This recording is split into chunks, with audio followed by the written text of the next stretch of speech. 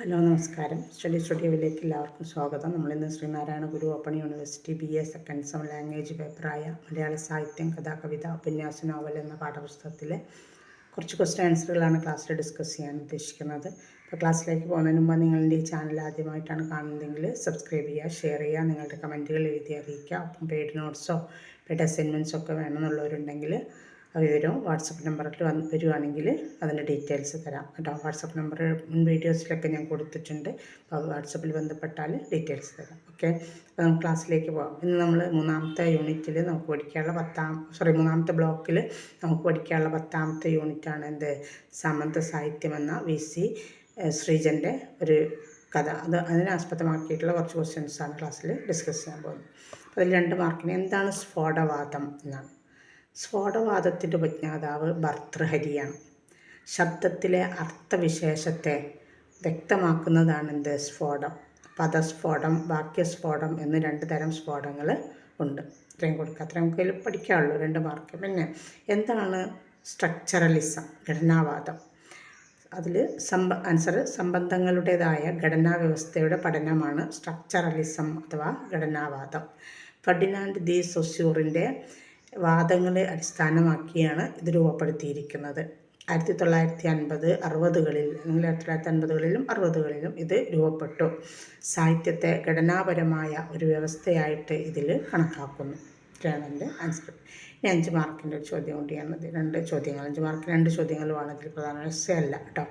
അപ്പോൾ ചോദിക്കാൻ ഒന്നാമത്തെ ചോദ്യം, ഇക്കാര്യത്തിൽ ധ്വന്യാലോകത്തേക്കാൾ ഭർതൃഹരിയുടെ വാക്യമതിയാണ് കൂടുതൽ സഹായകം എന്ന് കവി ശ്രീജൻ പറയുന്നത് എന്തുകൊണ്ട്?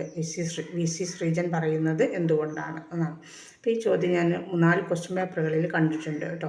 അതുകൊണ്ടാണ് ഇതിൽ ഉൾക്കൊള്ളിച്ചിട്ടുള്ളത്. എന്താണ്, ഇക്കാര്യത്തിൽ ധ്വന്യാലോകത്തേക്കാൾ ഭർതൃഹരിയുടെ വാക്യവതിയാണ് കൂടുതൽ സഹായകം എന്ന് VC ശ്രീജൻ പറയുന്നത് എന്തുകൊണ്ട്? അത് 2 ഗ്രന്ഥങ്ങളുടെ പേരാണ്. ഭർതൃഹരിയുടെ ധ്വന്യാലോകം, വാക്യവതിയും പിന്നെ ആനന്ദൻ്റെ ധന്യാലോകവും ഒക്കെ കേട്ടോ. നമുക്ക് ആൻസർ നോക്കാം. ആൻസർ, അസ്വതന്ത്രമായ ബുദ്ധിയിൽ നിന്നും സ്വതന്ത്രമായ പരികൽപ്പനകളോ സിദ്ധാന്തങ്ങളോ ഉണ്ടാവാത്തത് കൊണ്ടാണ് ആധുനികവാനായിട്ട് സ്വയം പാശ്ചാത്യവൽക്കരിച്ച നമ്മുടെ ബൗദ്ധിക സമൂഹത്തിന് ഒരു സംഭാവനയും നൽകാൻ കഴിയാത്തത്. അതുകൊണ്ട് പറയുന്നത് വെച്ചാൽ നമ്മളെപ്പോഴും പാശ്ചാത്യരെ അനുകരിക്കുകയാണ് എല്ലാ കാര്യങ്ങളിലും എന്നുള്ളതാണ് കേട്ടോ. അതുകൊണ്ടാണ് നമ്മുടേതായിട്ടുള്ളൊരു സംഭാവനയും സാഹിത്യ ലോകത്ത് ഉണ്ടാവാത്തത്. ഇങ്ങനെ പാശ്ചാത്യ മാതൃകകളെ സ്വീകരിക്കുകയും പാശ്ചാത്യ വിമർശന സിദ്ധാന്തങ്ങൾ കടമെടുക്കുകയും ചെയ്തുകൊണ്ടാണ് നമുക്ക് നമ്മുടേതായ സാഹിത്യം അങ്ങനെ ചെയ്യുന്നതുകൊണ്ടാണ് നമുക്ക് നമ്മുടേതായ സാഹിത്യവും വിമർശന സിദ്ധാന്തവും ഉണ്ടാവാത്തത്. നമ്മളെപ്പോഴും എന്ത് ചെയ്യുന്നു, പാശ്ചാത്യരിൽ നിന്ന് ആ തരത്തിലുള്ള സമ്മതമൊക്കെ നമ്മൾ കടമെടുക്കുന്നു. അപ്പോൾ നമുക്ക് എന്തില്ല, ഇന്ത്യക്കാരുടേതായ അല്ലെങ്കിൽ കേരളത്തിൻ്റേതായ ഒരു രീതി ഇല്ല. ദേശീയ പ്രസ്ഥാനത്തിൻ്റെ തുടക്കം മുതൽക്കേ ഇവിടെ ഇതാണ് സംഭവിച്ചു കൊണ്ടിരിക്കുന്നത് എന്നും VC ശ്രീജൻ പറയുന്നുണ്ട്. ഇങ്ങനെ സാമ്രാജ്യവാദികളുടെ പൗരസ്ത്യവാദം നമ്മുടെ പാശ്ചാത്യവാദമായി മാറുകയും രണ്ടും പരസ്പരം പൂരിപ്പിക്കാൻ തുടങ്ങുകയും ചെയ്തു എന്ന് ശ്രീജൻ പറയുന്നുണ്ട്. നമ്മുടേതായ ഒരു സിദ്ധാന്തം വേണം എന്നതുകൊണ്ട് ഉദ്ദേശിക്കുന്നത് രസം, ധ്വനി, ഔചിത്യം തുടങ്ങിയവയിൽ ഒരെണ്ണം കടമെടുത്ത് സമകാലീന കൃതികളിൽ പ്രയോഗിക്കണമെന്നല്ല അദ്ദേഹം പറയുകയാണ്.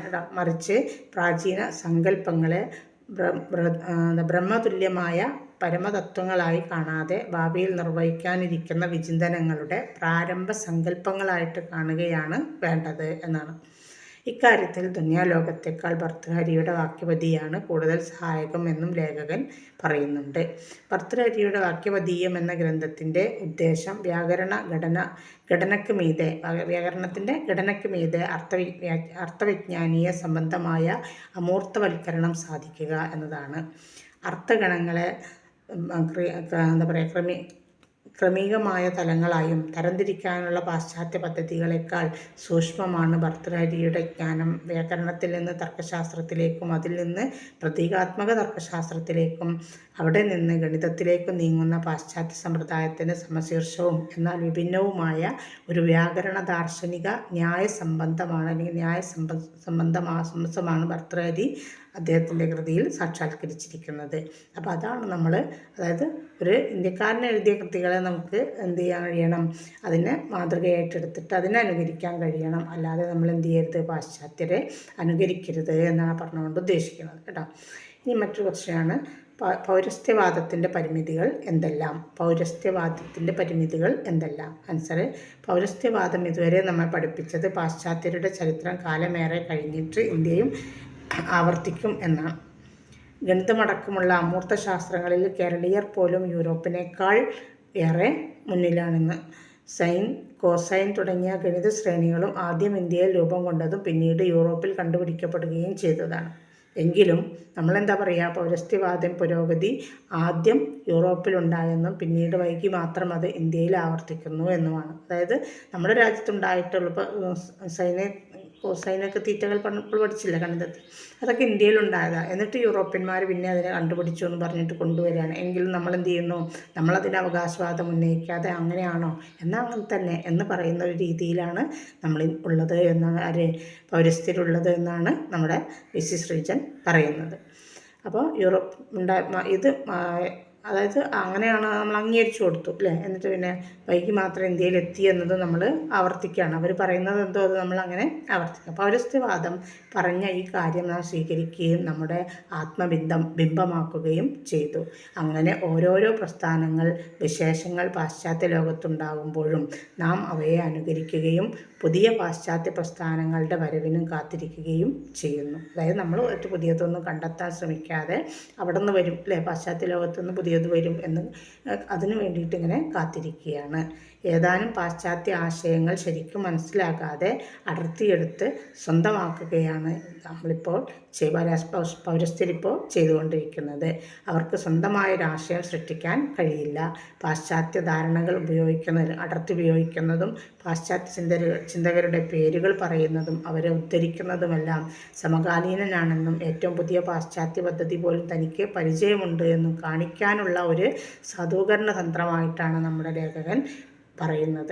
ആണ് നമ്മുടെ ആളുകൾ കാണുന്നതെന്നാണ് ലേഖകൻ പറയുന്നത്. അധിനിവേശപ്രിയമായ ഈ സാധൂകരണത്തിന് ഏറെ പഴക്കമുണ്ട്. അപ്പോൾ പുതിയ സിദ്ധാന്തം അവർ കൊണ്ടുവരട്ടെ എന്ന് പറഞ്ഞിട്ട് നമ്മൾ കാത്തിരിക്കുന്നു. അതേപോലെ തന്നെ അങ്ങനെ കാത്തിരുന്ന് അതനുകരിക്കുമ്പോൾ ഞാൻ എല്ലാ പാശ്ചാത്യ വിവരങ്ങളും അറിയാവുന്ന ഒരാളാണ് എന്ന് അഹങ്കരിക്കുകയാണ് പൗരസ്ത്യവാദി ചെയ്യുന്നത്. പക്ഷേ അതല്ല ചെയ്യേണ്ടത്. നമ്മുടേതായിട്ട് എന്തെങ്കിലുമൊക്കെ പുതിയതായിട്ട് കണ്ടുപിടിക്കാനും അത് അല്ലെങ്കിൽ നമ്മുടെ ആളുകൾ ആരെങ്കിലും കണ്ടുപിടിച്ചതുണ്ടെങ്കിൽ അതിനെ അനുകരിച്ചുകൊണ്ട് മുന്നോട്ട് പോകാനുമാണ് നമ്മൾ ശ്രമിക്കേണ്ടത് എന്നും കൂടിയാണ് ലേഖകൻ നമ്മെ പഠിപ്പിക്കുന്നത്. ഇതാണ് മൂന്നാമത്തെ ബ്ലോക്ക്. ഈ ഒരു യൂണിറ്റോട് കൂടിയിട്ട് നമ്മുടെ മൂന്നാമത്തെ ബ്ലോക്ക് അവസാനിച്ചു. ഇനി നാലാമത്തെ ബ്ലോക്ക് എന്നുള്ള 2 യൂണിറ്റുകൾ കൂടി നമുക്ക് പഠിക്കാണ്ട് അത് അടുത്ത വീഡിയോകളിലായിട്ട്, അതായത് ഞായറാഴ്ചയല്ലേ എക്സാം, അതിന് മുന്നായിട്ട് ചെയ്തു തരാൻ ഉദ്ദേശിക്കുന്നു കേട്ടോ. Okay, thanks.